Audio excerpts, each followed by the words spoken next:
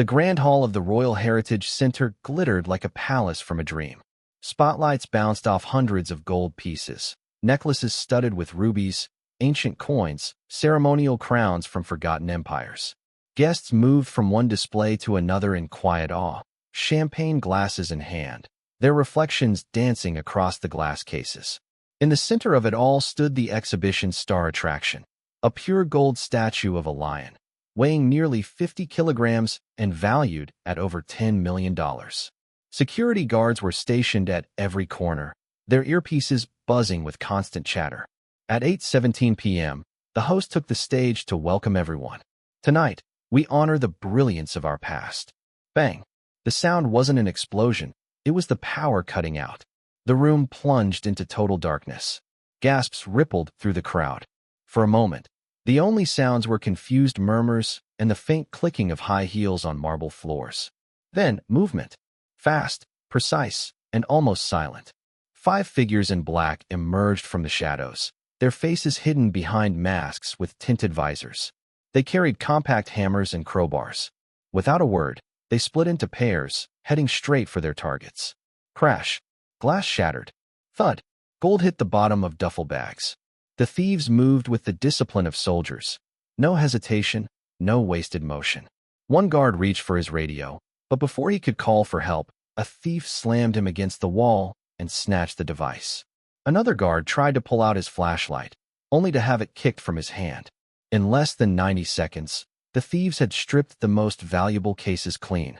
Their leader, a tall figure with a red phoenix patch on his glove, signaled with 2 fingers.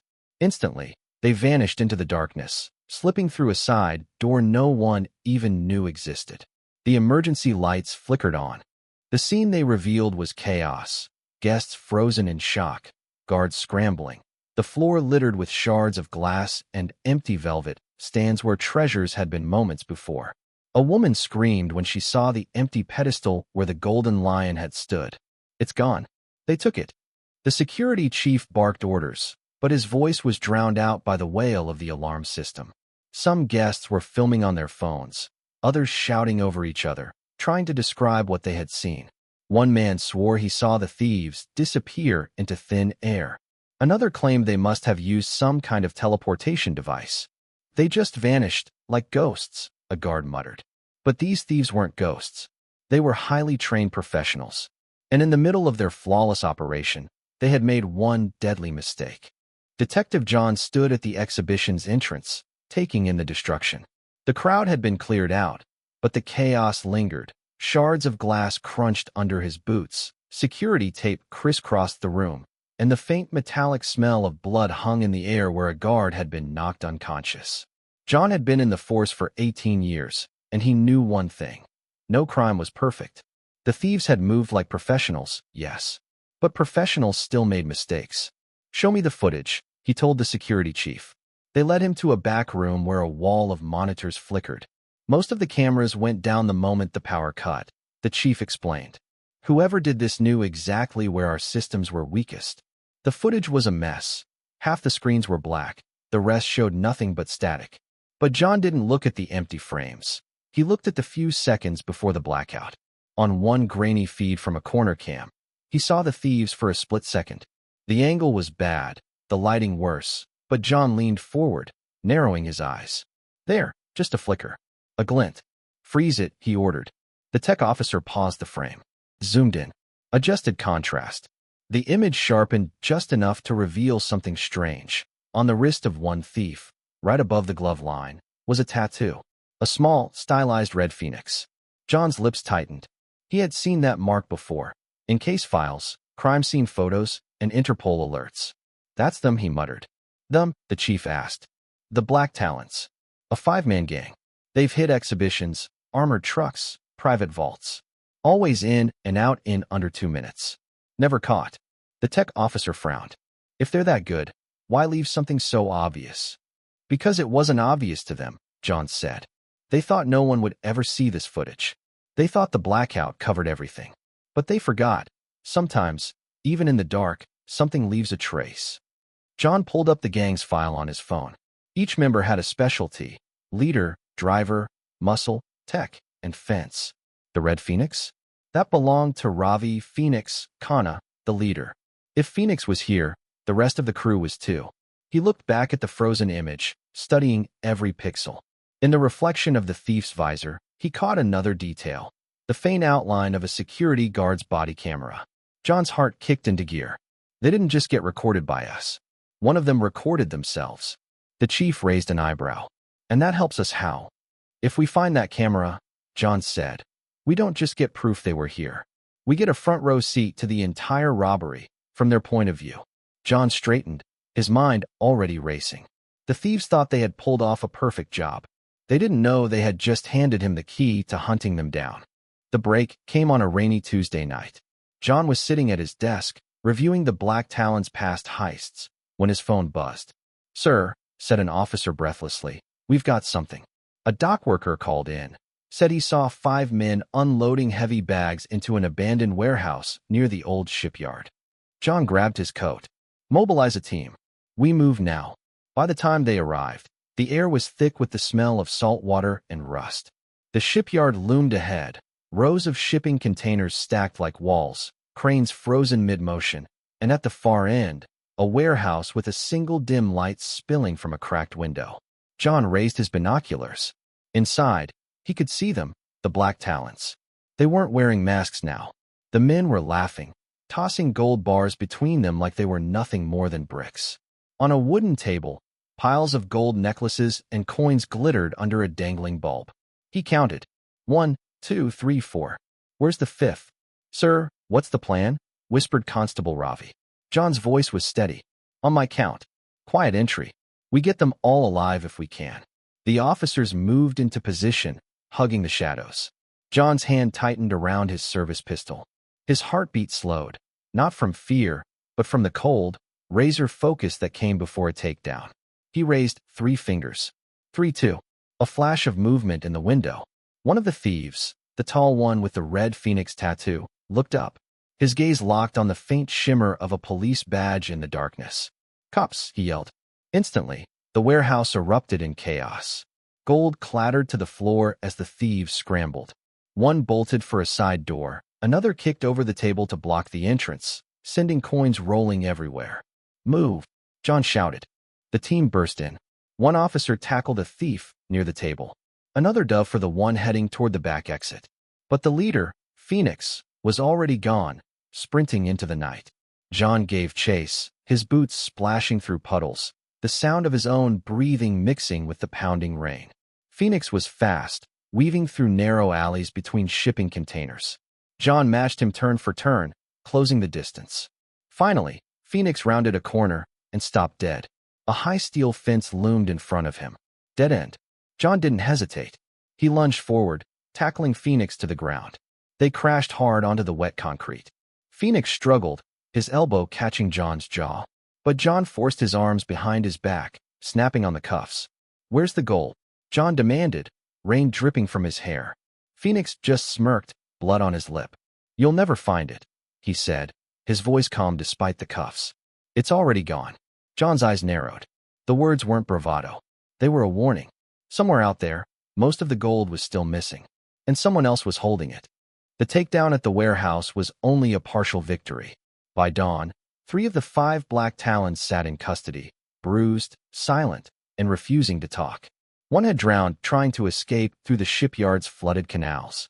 But the 5th man, the gang's tech expert, was still out there. And the bigger problem? Of the $25 million worth of gold stolen from the exhibition, only a fraction had been recovered.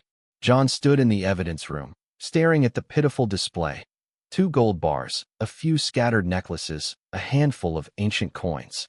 "This isn't even 10%, the chief muttered. Phoenix's words echoed in John's head. "It's already gone." The suspects were brought in for questioning, one by one. The muscle, 2 heavy-set brothers, just leaned back in their chairs and smirked. The driver stared at the wall, unblinking. Phoenix said nothing at all. Hours passed. No one cracked. So John went back to the warehouse footage, combing through every second. He slowed it down, watching the thieves carry in duffel bags from their van. Something caught his attention. One small wooden crate was carried in by Phoenix, and then carried back out almost immediately, untouched. Why would they unload it and then take it out again? John murmured. He traced the van's route through traffic cams. The trail ended at an underground parking garage near the city's outskirts.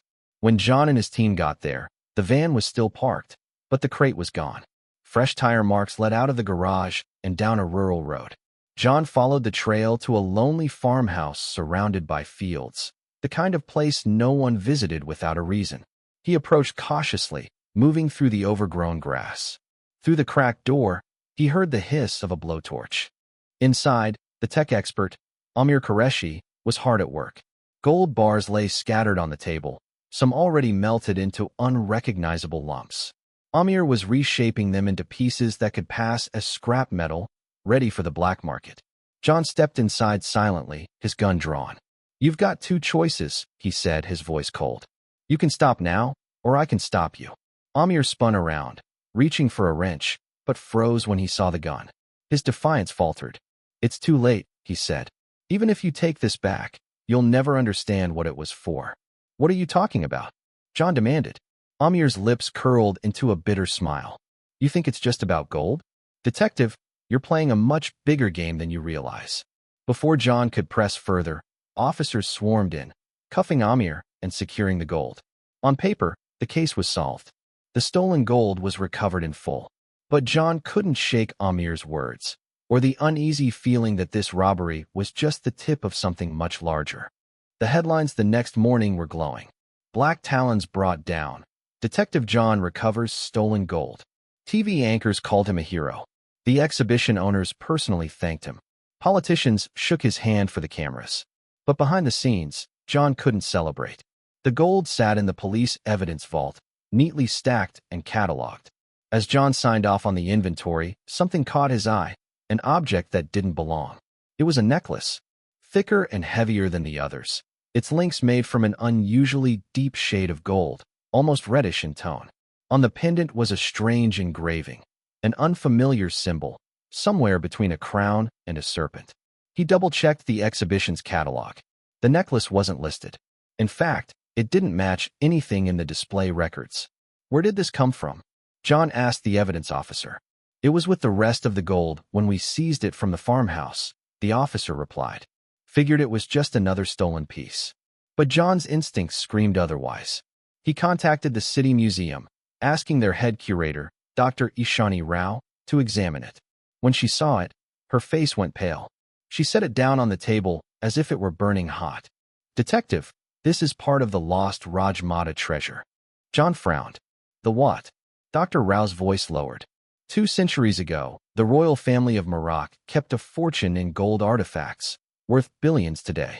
When the dynasty fell, the treasure disappeared. It's been the subject of myths and conspiracies ever since. According to historical records, most of it was hidden in a government vault decades ago for safekeeping. This necklace should still be in that vault. John leaned back.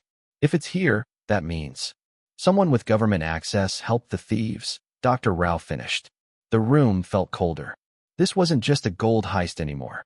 The Black Talons had been covering up a much bigger theft, one that had already happened, possibly years earlier. The exhibition robbery had been the perfect distraction, making it look like the missing pieces had been stolen in the chaos, when in reality, they had been smuggled out long before. John left the museum with the necklace locked in an evidence bag, his mind racing. Someone powerful had been playing both sides, letting the Black Talons take the blame while the real mastermind walked free. That night, as John reviewed the case files in his office, a plain envelope slid under his door. Inside was a single photograph, an image of a man shaking hands with Phoenix, dated 6 months before the heist. The man in the photo was a senior official from the Ministry of Culture. On the back of the photo, scrawled in red ink, were 5 words.